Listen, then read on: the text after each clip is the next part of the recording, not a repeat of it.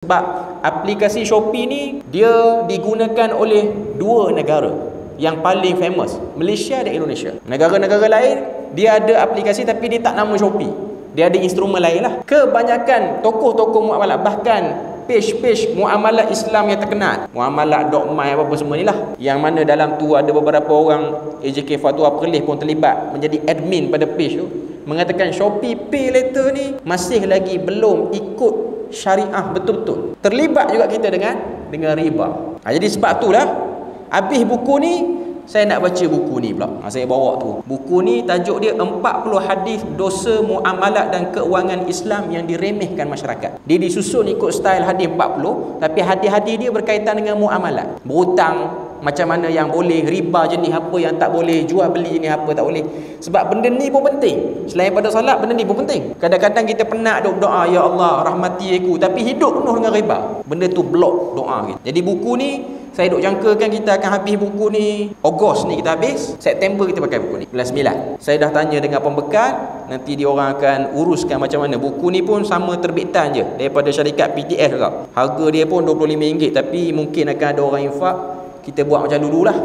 Akan ada orang bagi dalam beberapa naskah yang free. Ahli karya sini boleh ambil lah, dia boleh dapatkan buku tu. Tapi itu untuk September. Jadi buku ni pun menarik sebab penulis dia ni banyak tulis buku, tapi buku dia ni orang tak berapa nak baca sebab mungkin tak terkenal kot ataupun tak dikuliahkan. Jadi saya nak tolong penulis-penulis yang banyak tulis buku tapi buku orang tak kenal ni, kita kuliahkan buku. Kita baca buku dia sama-sama, kita tengok. Sebab dalam ni kita akan tengok daripada hadis pertama iaitu larangan riba sampailah hadis yang ke-40, larangan menetapkan harga runcit. Sejauh mana fiqh berkenaan dengan harga runcit ni, nanti kita akan tengok dalam buku. Cuma perbahasan dalam buku ni dia akan sikit slow berbanding buku ni. Buku bab salat ni saya laju sikit sebab benda ni tak rumit sangat. Yang muamalat ni tuan-tuan akan dengar beberapa istilah-istilah yang agak jarang didengari juga, tapi saya cuba laraskan dengan laras yang paling mudah untuk kita faham, dan kita akan kaitkan dengan jual beli. Cuma balik pada hukum Shopee Pay Later tu,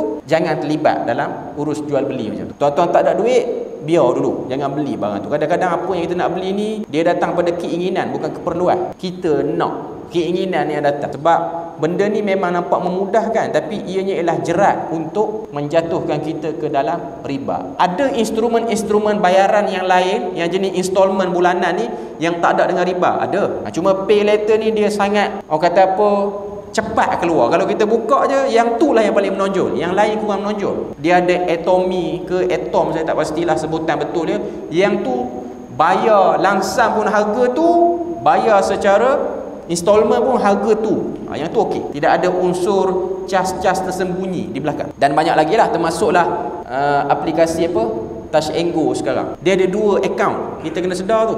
Ada satu akaun dalam Touch and Go punya application tu yang tu tak syar'i. Aplikasi yang sama tapi dia boleh buat dua akaun. Nantilah kita bincang sampai buku ni. Saya pun tak tengok secara detail lagi. Cuma dulu saya terguna juga apps tu. Sehinggalah ada satu orang pakar muamalat, Dr. Sufian. Dr. Sufian ni AJK Fatwa kita, AJK Fatwa Perlis, pensyarah di UM sekarang. Dia sebut tentang kewujudan satu lagi akaun yang lebih bersih dalam aplikasi Touch and Go. Touch and Go ni kita selalu guna. Mungkin di Perlis ni kita jarang guna sebab highway tak jarang naik sangat kot. Cuma bagi orang-orang negeri lain selalu duk guna benda tu, selalu duk top up pada akaun tu. Akaun tu penjanaan dia, kita dapat voucher-voucher dia daripada rolling yang tak jelas. Kita kena ambil satu lagi app. Itu ialah benda-benda yang ada lah, yang akan diketengahkan. Sebab benda ni perlu dan penting. Sebab orang kita ni dia tak study sangat lambat ni. Termasuklah loan produk-produk perbankan yang ada. Sebab apa benda ni penting?